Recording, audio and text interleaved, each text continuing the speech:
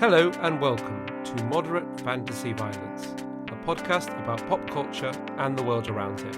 I'm Alistair. And I'm Nick. And in today's episode, we will be engaging in some road war in a post-apocalyptic wasteland in Furiosa, a Mad Max saga. And then we will be solving crimes from beyond the grave in Dead Boys Detectives. But before all of that, Nick, what have you been up to since we last spoke?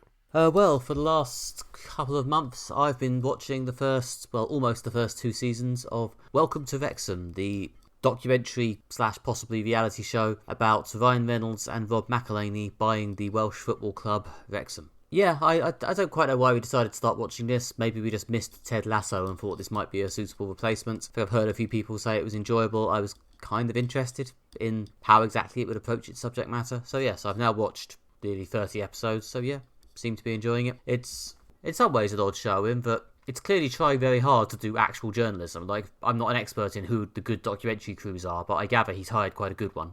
Well, I guess, Reynolds and McElhenney. They've hired quite a good documentary crew, taking a similar approach, I guess, to how they run their football club. And yeah, they've done a very good job. There's definitely clearly effort being made to, do journalism and talk to the people who live in the town and dig into the history of Wrexham Football Club and not just make a drooling hagiography of, again, the new owners. Yeah, there's still something slightly odd about it. I do occasionally still feel like I'm not really being served the full, the downside or the less good side or the less appetizing side of what's going on. It does still have the slight unavoidable feeling while watching it, but I'm being advertised that. But it is nonetheless a very, very well-made documentary. Advertised in the sense that this is all done to improve your view of the owners, Reynolds and the guy from Was Always Sunny in Philadelphia.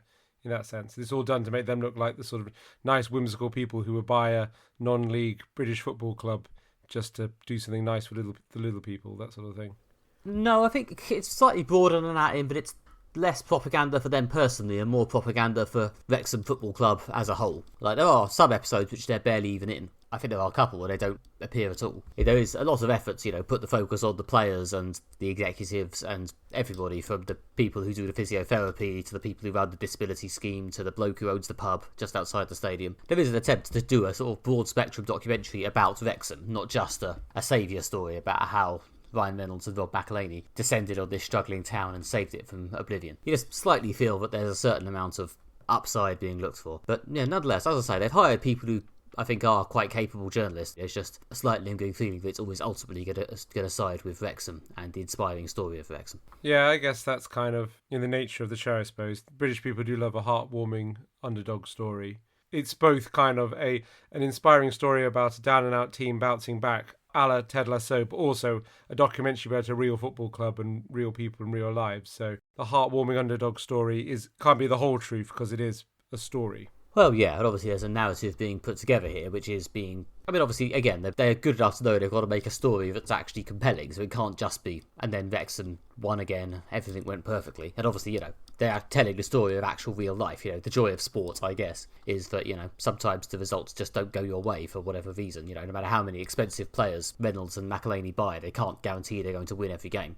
So they do still get, a fair few episodes where the climax of the episode is, and then they lost. Yeah, I guess that's why people love sport, because of, the uncertainty leads to great drama. I know my partner really likes this show, as she's into football a lot more than I am, because we're bucking gender stereotypes in this house. So yeah, I like cooking and art galleries. But she has said that, it was a really entertaining show, especially, again, some of the off-the-pit drama, like things into, financing and pitch rights and things like that. Stuff that actually isn't even kind of the sexy side of football management, is actually they find interesting drama, and it's really interesting to learn about these things. Yeah. There's a lot of stuff about, them trying to renovate a dilapidated stand in the stadium, or, at the time when they had to replace their entire pitch because it had just gone to shit. All that sort of stuff. Yeah, again, they're very good at finding different angles on it. So, if every episode was just they prepped for a game and then they played a game, it would get old pretty fast. There is, work being done to make every episode a little story or a specific angle or a focus in on a specific aspect of, the club or the club supporters, or I don't know, I just had an episode the other day about the goalkeeper coming back from injury and how this affected the roster in terms of which other goalkeeper was going to get booted so that he could come back or something. And yeah, it's that sort of thing. Clearly someone knows what they're doing. Effort is being made to find, watchable human drama in all this. Yeah, they've got a good documentary crew, obviously, that can find, the human drama behind things like finance or physio, as you say. And that's the sign of a good, documentary crew finding those human stories. Yeah, as I say, it just has the unavoidable slick sheen of a corporate product being made by one specific team to push their one specific angle. And, they're always careful to cover other aspects like, the townspeople being wary of them at first, or the fact that a lot of the other teams in the quite low league they're currently in kind of hate them because they've obviously now got more money than almost every other team in their league. Yeah, it's the same as why people hate like Chelsea or whatever by being bought by billionaires with incredibly deep pockets. I guess this is just the same on a small scale. I guess Reynolds doesn't have like, oil tycoon wealth, but I suppose he's got to be the only millionaire backing a club in that league. Yeah, I mean, I guess one of the interesting things will be to see if they do get up to the Premier League in like season 6 or something. And then, yes, Reynolds and McElhaney will probably come up against people who have deeper pockets than them. So yeah, who knows how they'll handle that? Who knows how it'll be portrayed on the show? I did see an interesting thing, actually, reading about the show, which is that TikTok is now the shirt sponsor for Wrexham, which I realise is a brilliant move from TikTok because now they're getting free advertising, they paid for the shirt advertising, but what's thrown into the deal is being on Disney Plus. So they're reaching that enormous audience of young people watching Disney Plus, and rather than paying to advertise on Disney Plus, which you can't pay to advertise on it the way you can pay to advertise on ITV, but you can pay to advertise in the story of a show if that show is a documentary. I mean, I thought that's some very canny manoeuvring from TikTok there. Yeah, I mean, it's possible that Reynolds is in fact savvy enough to say, we're also making this documentary. Your shirts will be in almost every episode. He does seem to have a decent sideline going in business. It is possible he knows what he's doing. Yeah, I think he has made a gin or a whiskey or something like that people like. I don't know, I think like every celebrity has one now. Carl McLachlan sells wine. George Clooney sold tequila or something. Anyway, he's a good businessman. And yeah, I'm sure they probably got a great deal from TikTok with the sort of, Disney advertising thrown in as part of the package. Again, not something that any other non-league club can offer, that by backing this team, your products will also appear on Disney Plus. Yeah, no, they've got it made for now at least. The one downside of watching this show is because I also read the news occasionally. I occasionally see massive spoilers in the sports section, but never mind. Yeah, I've been meaning to dive into it, and just in a casual conversation with a football fan, they did drop the end of season 1 plot finale. And they'd be like, sorry, spoilers, but also it's real life, so... So yeah, no, that's my second sort of reality show of the year, I guess, with The Traitors. Is this a new direction for me? Let's wait and see. I think it's a documentary if middle-class people like it, and it's reality TV if they don't. I think that's the rule. Or if it depends what rating it gets in The Guardian, whether it's a documentary or reality TV. Okay, good. Well, let's say it's a documentary then. Alistair, what have you been consuming?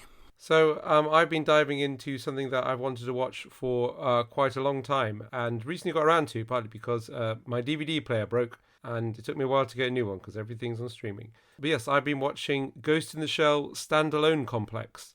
So this is a anime show from the early 2000s, Japanese, based on the Ghost in the Shell manga, and also, sort of loosely based on the previous Ghost in the Shell film. And it picks up the same plot as the film, follows the adventures of Cyborg Police Squad Section 9, including their, cybernetically enhanced leader, the Major, as they tackle, cybernetic and hacking-based crime in a sort of dystopian future Japan. And it's just a really good, tight, cyberpunk action show. It's got sort of 30-minute episodes. They do a lot of case of the week. They have to stop a tank that's been hacked and is running amok, or there's a South American warlord who, keeps surviving assassinations, they think, because he might have cyborg duplicates, things like that. And obviously there's a sort of arc plot as well. But I've forgotten that, back in the 2000s, a lot of shows did do episode of the week. So it's, I think, as we said a few times in this podcast, it's nice to dive into something that has a weekly mystery that gets solved every 30 minutes. Yeah, I guess I just assumed that a lot of anime would have sort of longer arc plots rather than standalone episodes. Yeah, there's quite a lot of arc episodes, but also there's the weekly ones. Yeah, there's kind of a main villain who the hunt for him. He's called the Laughing Man, someone whose face cannot be seen on anything digital because it's always covered up by a sort of logo of someone laughing. and the hunt for this particular cyber criminal. One thing it took me a while to notice is that at the beginning of each episode, when the title flashes up, it either says standalone episode if it's not part of the Laughing Man plot, or it says complex episode if it is. And then I was like, yeah, it's the name of the show, Standalone Complex. Yeah, it's clever. See what they did there. Wow, that's a level of strict demarcation I've rarely seen before. Yeah, well, I guess it means you know right at the beginning of the episode, whether you're getting a bit more of the plot, or just like, a weekly thing. I mean, there are other plot lines that advance.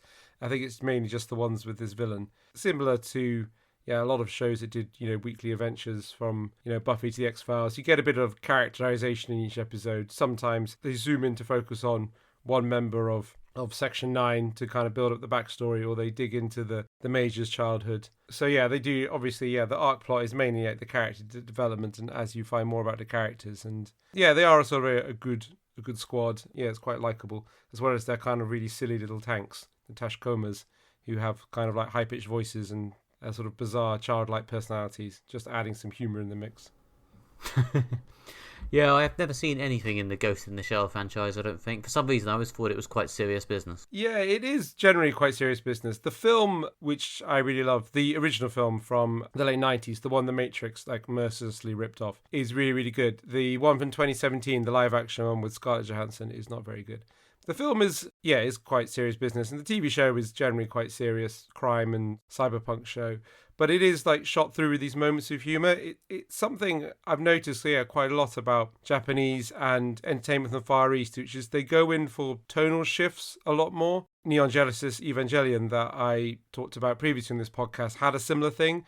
That show could be quite heavy at times, but also randomly the main characters lived with a penguin, and the episode would just have the penguin doing something silly on the end. It just seems to be something in the culture that these tonal shifts are more accepted. I think that's one of the reasons why everyone loved Parasite so much, and it blew their mind, is that they weren't used to shows, or film in this case, that would shift gears so rapidly, go from comedy to dark horror and stuff. I mean, there's many great things about Parasite other than that, but it was totally refreshing to a Western audience that isn't used to that aspect of Far Eastern cinema. This does make the concept of watching some anime suddenly seem more appealing to me. I love a jarring tonal shift. Yeah. I guess it's something that's more done in the Far East, so less jarring. But so there are some funny bits. For some reason, at the end of the credits of each episode, the Tashkomas get a sort of 2-minute like little sketch for some reason of them in their virtual world doing something silly like a training exercise that goes wrong. Again, there's always like a joke on the end.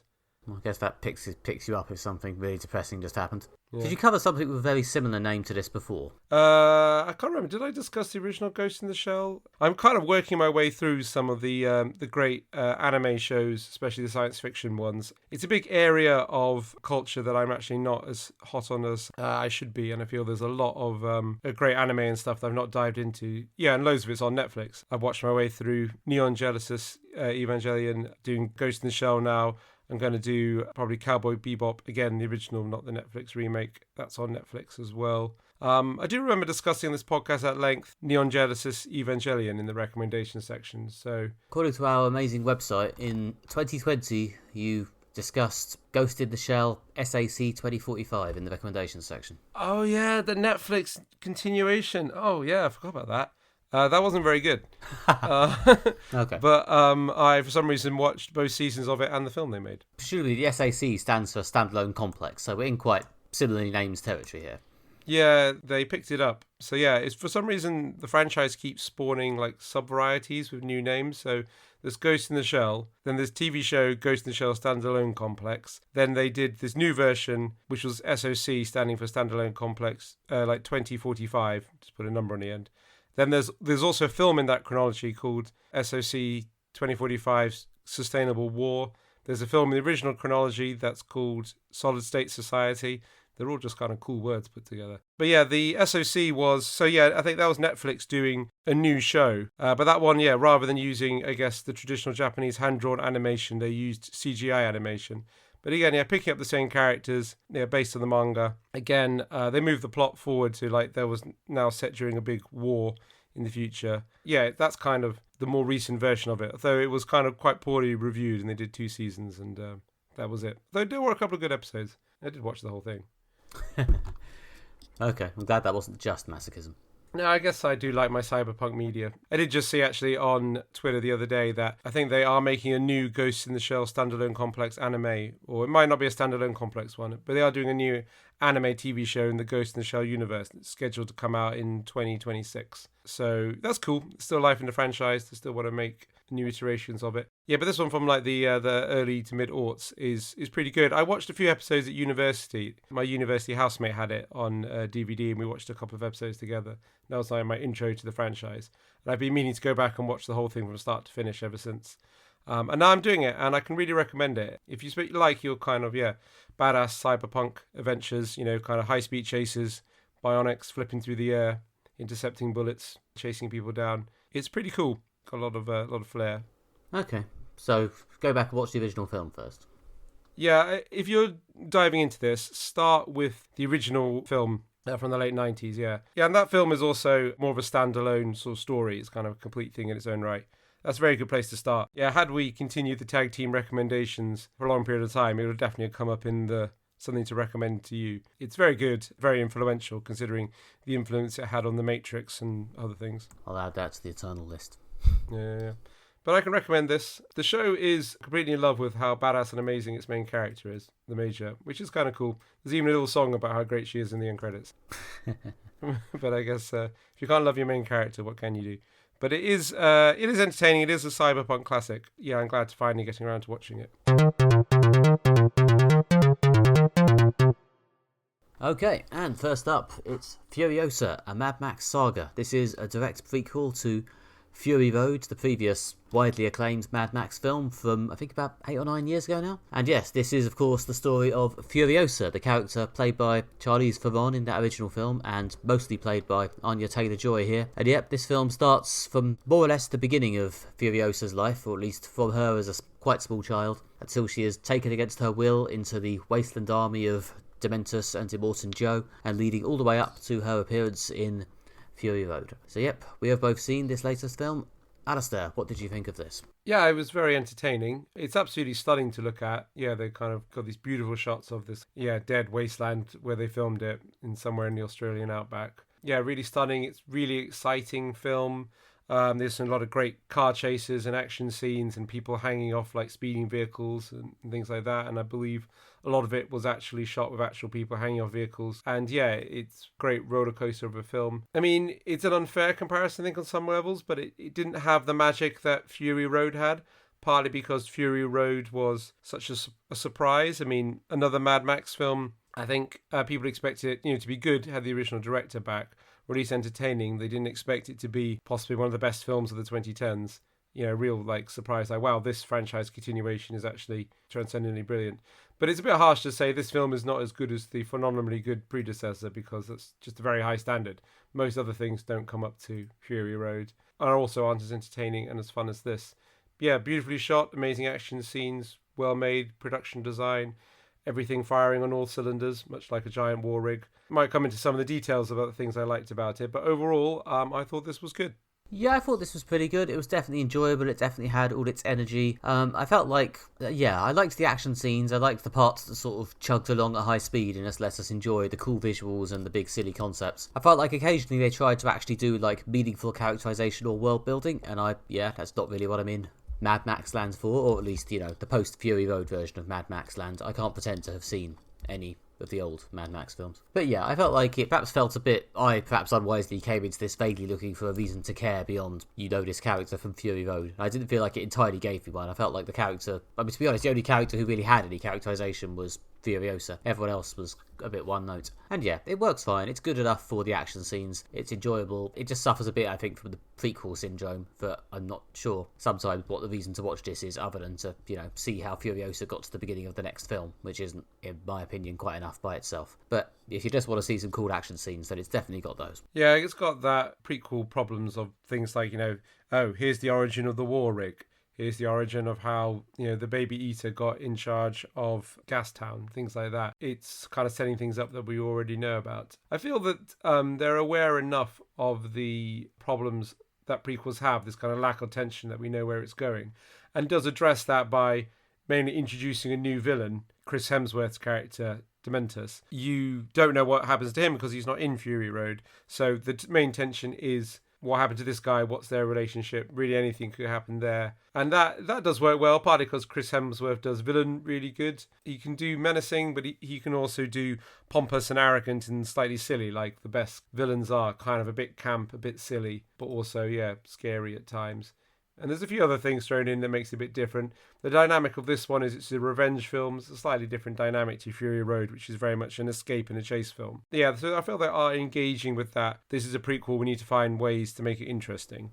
Yeah, there's definitely things in there. For me, it didn't quite pull it off all the way. Although Chris Hemsworth is fun. He's playing kind of the sort of idiot blowhard who has become kind of one of his big main default characters, but in a sort of slightly more evil version of that, putting that slightly more through a what if that guy was a dystopian warlord vibe. And it's fun. Yeah, he's not the most terrifying, threatening villain in the world, but he's quite entertaining in this. He seems to be enjoying himself. Yeah. I guess he's built up as more of a character than Immortal Joe, the villain in the previous film, and also, yeah, sort of a side villain in this one. But although there was something very terrifying about Immortal Joe, but he also is quite a sort of cardboard cutout, nasty person, tyrant. They're horrible to women, violent, sort of crazed religious cult leader. He's not really given much, much personality. I guess they wanted to create a dynamic between Furiosa and Dementus, so they kind of lent more into characterization with some, longer dialogue scenes and a bit of a slower start. I mean, Furiosa doesn't have a lot of character in Fury Road, but it's just one of those kind of quite thinly sketched characters that just sort of explodes off the screen and you kind of know enough to get you invested in the original film. But here they kind of go for more. I'm not going to say more is less. I'm just going to say I guess I preferred the previous film. Well, I think the previous film just sort of exploded from its start to its finish, really. It was basically just one long high-speed car chase, which solves the problem of there not being that much to dig into in the characters and setting by just not stopping to do it. Yeah, and it had a sort of the feminist story of Furiosa stealing Immortal Joe's wives who've been abused and imprisoned by him and running off with them. Yeah, and that kind of gave it enough substance to be more than just a roller coaster. But yeah, that is it in a nutshell. Yeah, and the bits of this that are just a roller coaster are still pretty entertaining. There's some good action scenes. Anya Taylor-Joy is extremely good at putting across a lot of emotion with minimal dialogue. Got some very, very large eyes to stare at the screen with, and it works quite well here. Yeah, there really is very little dialogue in this film, considering it's 2.5 hours. A lot of silence, a lot of glares. Chris Hemsworth's character talks a lot. He's like the kind of the over-talker, which kind of makes him really stand out in this kind of world of kind of Hemingway-esque tough people who talk little but do violence and carnage. But yeah, I do like how sparse and kind of almost Hemingway-esque the script was. And yeah, but Anya Taylor-Joy still managed to do a lot of embodying the character, despite there's very little on the page. See, part of me would have still liked more characters to have more characterization, but yeah. Also, some good job finding a child for the younger Furiosa who really does look a lot like Anya Taylor-Joy. I mean, maybe they enhanced the resemblance a bit with some screen magic, I don't know. But still, yeah, it was an impressive resemblance. There was a point at which I wasn't entirely sure when the switchover happened. I'm pretty sure I do know, but there was a sort of a double take. It's like, oh, hang on, is that Anya Taylor-Joy now? I think it is. I'm pretty sure it is. Yeah, that was very well done. Also, ditto finding a mother character who really could be her mother. I did have a moment for a second. Is she going to play the mother in just some... Is that her in some makeup to make them look... It's like, no, it's just someone who really looks like her. So yeah, well cast. Yeah, and they went for the unusual thing to have the longer childhood sequence. There must be about 40 minutes or so of Furiosa before Anya Taylor-Joy herself shows up. It's a bold decision to make, but I guess, yeah, it does give an interesting slow build to the start of the film. It builds up the characters more, I guess. That is kind of your job lot of characterization, mainly. I, perhaps unsurprisingly, felt the film banged on a bit, but there we go. Me and 2.5 hour films, we have a troubled relationship. It is quite long. And it also has some slow-paced bits at the beginning. It's definitely got slower pacing than Fury Road, which, as you say, is just kind of one long car chase. Yeah, I think possibly I built my expectations up a bit too far. As you kind of already said, a film which unavoidably invites direct comparisons with Fury Road is always going to perhaps have a hard time coming out ahead. I mean, it's not as much as disappointed as The Matrix Reloaded. Well, no. This is better than that. I'll commit to that much quickly. This is an enjoyable, well-made film which just didn't entirely land for me as a story. It felt a bit directionless and like it didn't have much to say beyond and here's how Furiosa became Furiosa. And I'm just not invested enough in Mad Max world building to see a film just on that. But hey, at least there's some cool cars smashing into each other and going boom. Yeah, Mad Max has always been a fairly thinly sketched world. It's more about the chases and the crazy action scenes. Yeah, and we get a lot of building out things, especially I think they're almost entirely things just from Fury Road. We're not really getting much Mad Max lore here. We're getting more Fury Road lore. They explain more about the Citadel, the Bullet Farm, the Petrol Town. These places are sketched very much in abstract in the previous film, and they're given more detail here. And I did feel that they become a little bit less dark and mysterious when we know more about them, which is one of the things I felt like, did we need to know more about how these things worked? It's still kept pretty vague. I take your point, but also something had to happen in this film. They had to have another location. Yeah. I guess that's the thing you get with this kind of detail-y diving into something. The thing is, some of the mystery will disappear. But yeah, they're good locations. The big action scene and chase around the Bullet Farm was very spectacular with a lot of cool, trucks smashing into each other and people dangling off collapsing towers and things like that. So yeah, they were good scenes. And also, different from just, a chase. The different, setup for the action as well. Yeah, that was a particularly good action scene. Only slightly harmed by the fact that the other soldier, or whoever it is, the other supervisor who she develops a bond with, has almost no character or build-up. That character is barely a character. No, he's just sort of surrogate father figure, but there's no real backstory or character given to him. He just basically says, I will teach you how to be a road warrior. And then 5 minutes later, it's I've taught you everything I can know. I guess assume there's some kind of time jump. But that was, I guess, where the characterization should have been. Who that guy was, where he came from, what his deal is. You just get the sense that he's one of the war boys, but he's a nice guy and doesn't want to just spend his time hurting people, or is brainwashed by the cult. And that's kind of it. Yeah, I mean, I guess ultimately they know, and we all sort of know, that he's not going to be a major feature in Furiosa's future, thanks to the magic of Fury Road. So maybe they just don't want to spend too much time on him. But it ended up feeling a bit weird that he was so important to the main character, yet so unimportant to us. I mean, it's another potential source of drama, because it's a character we don't know what happens to them, because they're not in the next film. So, that's somewhere where you can create drama and tension, because, we don't know where this is going to go. And although they led to a good action scene, there wasn't much characterization, I suppose. I mean, in the ruthless, brutal world of the Wastelands, I feel like we know roughly where a character's probably gone if they are not in the next film. Yeah. Into the ground. Yeah. So that is true.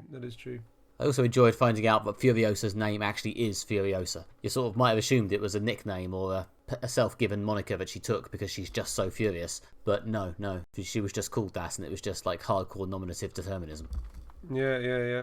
Her little child friend's called Valkyrie or something like that. So maybe they're all given badass women names. Why not if you're going to have your Amazonian society that's got the last piece of usable farmland in the whole world, apparently. I just found it slightly funny, but yeah. I mean, I did really like the aesthetic of the film. I just thought it looked really cool. Not only beyond the fact that, there's beautiful shots of the wasteland and the kind of natural environment is used well.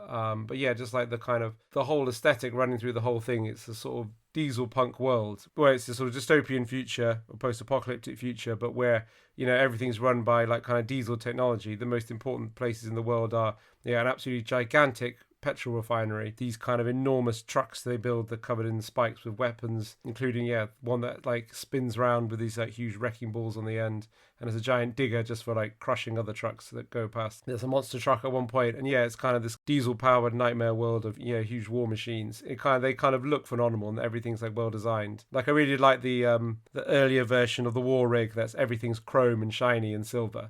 It just did look very cool. So yeah, I really feel we should celebrate the designers, the production designers, the art directors, all the people who just made everything look great.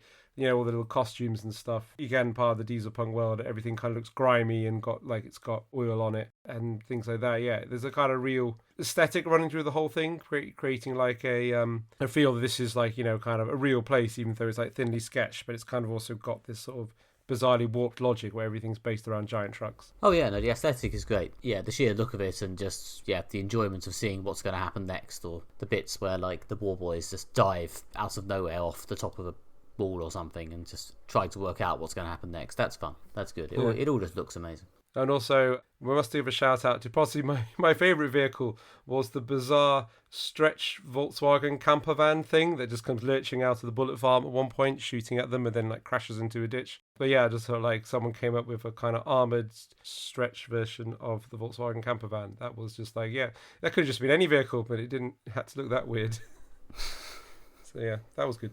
Yeah, no, as you say, there's a lot of good little visual touches here. I quite like some of the stuff set inside Immortan Joe's base, just for the design of it, really. Just for the oddness of rock next to metal, next to plants, next to everything, just mashed together in this, yeah, as you say, this sort of diesel punk mess. Yeah, and the kind of the wretched of the Citadel really did look wretched this time. I guess they only appeared like briefly in the previous film, and you kind of see more about how life is. Yeah, I mean, it's not the most subtle metaphor, the kind of the war boys society, in that it's this horrible, authoritarian pyramid with Immolent Joe, their cult leader, at the top, his inner circle, the war boys, and then there's the wretched right at the bottom, living off literal waste. It is well realised. That's a kind of, dystopian hellscape.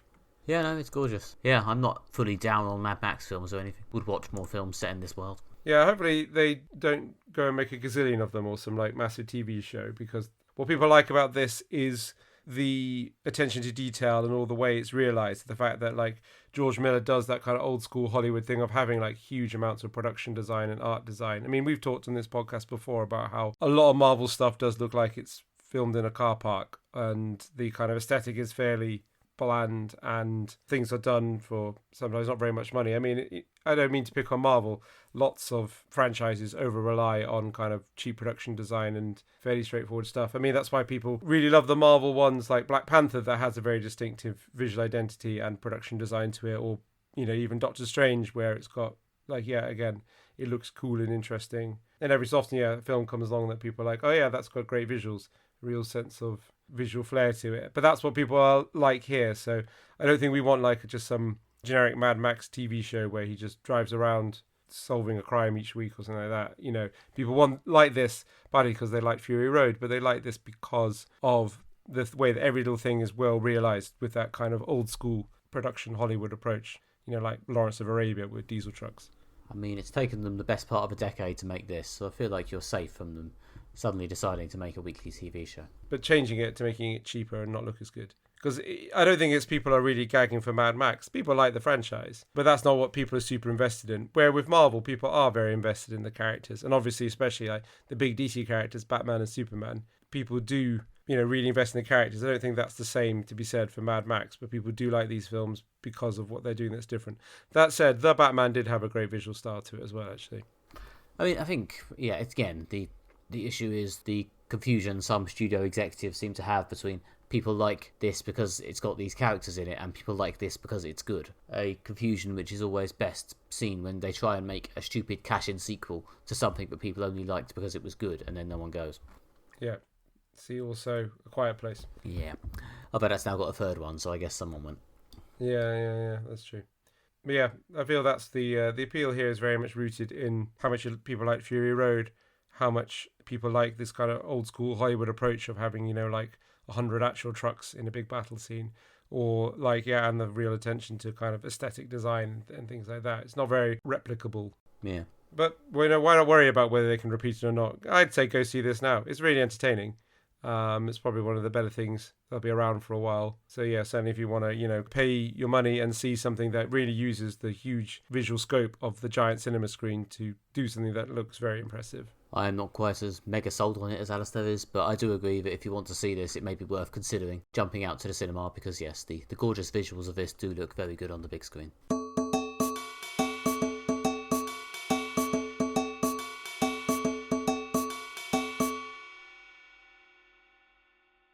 Okay, and next up today, last up in fact, it's Dead Boy Detectives, a sort of spin-off from the Sandman show on Netflix, in which two ghosts, Charles Rowland and Edwin Payne, decide to give the whole passing on to their eternal reward thing a miss and hang around on Earth to investigate supernatural crimes, as you do when one is on television. And yes, they soon encounter a psychic called Crystal Palace and end up heading across the Atlantic to America to look into the mysteries of a strange town full of cat kings and supernatural murders and their neighbour who appears to be possessed by some kind of tiny spirit. And yep, we have watched all 8 episodes of this supernatural horror detective comedy drama thing. Alistair, what did you think of it?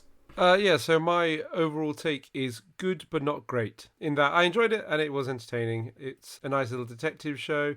The appeal of it is mainly the characters and the dynamic between them. It's just kind of nice to see the squad of the 4 detectives, just watch them go about their business solving crime. And yeah, especially the 2 dead boys themselves. I think the roles are very well cast, well written. The 2 people have got great chemistry. They have quite believable characters. So yeah, they're characters you can really connect with. I kind of waited for the moment when this was gonna, I don't know, like step up a gear to being like, I don't know, have, I don't know, something that really kind of was like, oh, that's interesting or that's different, rather than just, I guess, kind of a sort of them solving a series of supernatural crimes. But I enjoyed it, and if you're looking for some fantasy detective action, you can't really go wrong with this. Yeah, it's quite tropey, sort of urban fantasy. A lot of the stuff is things you've probably seen before in other shows if you even vaguely like this sort of thing. But it's pretty well done for the most part. I thought the first episode or two was maybe a bit clunky on the heavy-handed exposition, but once they'd settled down after a few episodes, it was enjoyable. You settled into the characters. The two leads especially, who are played by George Vextraw and Jaden Reverie, do a good job. They have a decent chemistry. They've got a clear sort of difference between them and a clear back and forth, which works quite well for these kind of odd couples. It's kind of quite nice that they are just, I don't know, it's not really played as a sort of, despite what I just said, odd couple, mismatched detectives. They fight all the time way. They are distinct characters, but they are just good mates, and it's quite nicely played to make that work in a sort of heartwarming way without it being boring or cloying. Yes, I think you hit the nail on the head there, that we have seen so many mishmashed detectives over the years. You know, people who are stuck together by whatever reason, bureaucracy, the police force, magic, whatever, and they have to get along. But actually, it's nice to see people who are just good friends and good mates. I guess people like the kind of positivity in TV, I guess, during these dark times. I mean, you mentioned Ted Lasso earlier. So yeah, I think people, myself included, like the fact that, you know, it's a nice show about two people, you know, being mates and like supporting each other. Yeah, and even though this is sort of a spoiler, but not like a big spoiler, one of the dead boy detectives is gay and secretly in love with the other.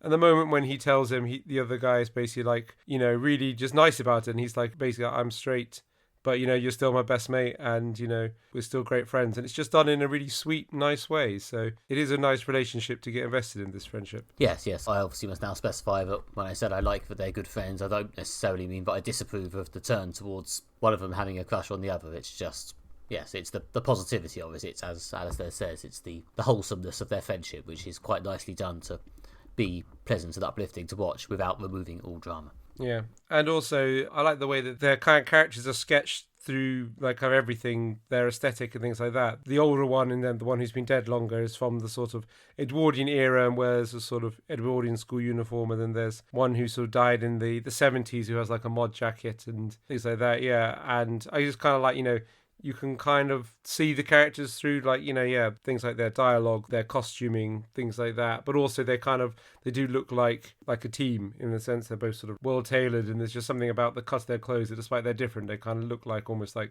they've got a sort of unofficial uniform that they're wearing. Yeah, no, it is a good looking show. You can see the budgetary limits compared to something like, I don't know, Furiosa, say, in that there's a lot of reuse of the same sets, and, you know, this town they're in isn't always particularly populated looking, for example. But nonetheless, they've done a good job of, you know, making what they do have look very good. Yeah, I think it does have a nice sort of like visual touches to it. Like the magic seems to be well done. There's little things like the Japanese character they meet, Nico, has these sort of like, at one point, these kind of like emojis and stuff kind of flying around her head and things like that. They kind of, each character's given a kind of distinctive visual element, and she's got manga like posters on her wall and like pop bands and things like that. Where they've used the money, they've used it to kind of creatively to make it look as interesting as possible. Oh yeah, and there's some nice sort of creature designs and special effects, and a few fudges like Short's characters who are just shot very close up and stuff, which all work quite well. Yeah. And yeah, after comparing Renegade Nell to Merlin a few weeks back, I did also feel, while watching this, it's like, oh, this almost gives me Being Human vibes. Apparently, late 2000s BBC fantasy from the sort of post-Doctor Who era really is coming round on the old nostalgia carousel. Maybe it's just, you know, people who saw that stuff and are running shows, or at least writing for them. Or there's, you know, yeah, I like to say it's a nostalgia thing. People want this stuff back. British supernatural beings solving crimes, hanging out. British characters who go to America, I guess, for maximum universal appeal. I see this is also made by Warner Brothers in partnership with Netflix, similar to Sandman. I guess that's because they own the rights to all things DC, I guess. It does mean they've got the American stuff and the British stuff in for maximum appeal. Yeah, I don't actually fully know the the corporate ins and outs of it, but clearly they had decided to tie this into Sandman in a very sort of loose, sort of takes place in the same world way, in that there's like literally 2 cameos from Sandman characters spread out across the whole series in a fairly sort of brisk way. I mean, to be fair, the Death character from Sandman does play a bigger role here, but part of their premise is they have to avoid Death, and whenever Death turns up to claim a soul, they have to hide. Although obviously you only see Death actually appearing on screen, played by the actor who played her in Sandman once. Yeah, I guess they only had her for that one scene. I guess that's probably to keep costs down. She's quite a scene-stealing character, you know. She's not actually going to do anything in this show. It's probably better that she doesn't just turn up all the time. And it's like all spin-offs that you need one of the famous characters from the original to kind of hand off to the new cast and then let them go. Similar to how Peter Capaldi turned up for 5 minutes in Class or something like that. Yeah, I guess the odd part is that this wasn't spun off from Sandman in any, like, plot-related way. You know, these characters didn't appear in Sandman. It just takes place in the same world as Sandman because it does. Will there be more tie-ins in the future? Who knows? Yeah. I mean, they leave the door open here for a second season, but they don't have to tie it in together. I mean, it's similar to what I was saying about Standalone Complex before, is that I kind of liked how this seemed like TV from an earlier era, in that, you know, other than the few nods to Sandman, it's not part of a big shared universe, or it doesn't have to be. They do a case of the week as well, which is quite nice. A ghost comes to them each week or each episode with a problem. You know, they dive into it. Again, I feel we've been saying this a lot recently. Maybe people finally got the notes that, like, people like some case of the week mystery shows and things like that. I think it is particularly ridiculous when people make shows about things like detective agencies, which are clearly designed to be case of the week shows, and then just have one 20-episode long mystery. I always find that particularly odd. Cough, the Jessica Jones show. Cough, the Daredevil show. Cough, Sherlock at his worst moments. Yeah. So yes, I did enjoy the Case of Week stuff here. Some of them were a bit thinner than others, but I did still like actually getting to spend some time with the characters. I think it does help with this sort of show where a lot of the appeal is the dynamic and the banter between the cast, to actually see them, you know, in different situations, doing different things and getting to actually react to stuff. Yeah. And it is a good cast and things like that. I like a lot of the supporting characters as well. The woman who runs the butcher shop that they live above is a good scene-stealing character. There's the Cat King as well, who is, as the name would suggest, king of the cats in this small town. Has some feline properties and some human properties. There's a few other sort of like bizarre people who inhabit the town as well. Yeah, it's kind of a nice cast of characters, as well as the core 4 detectives. Yeah.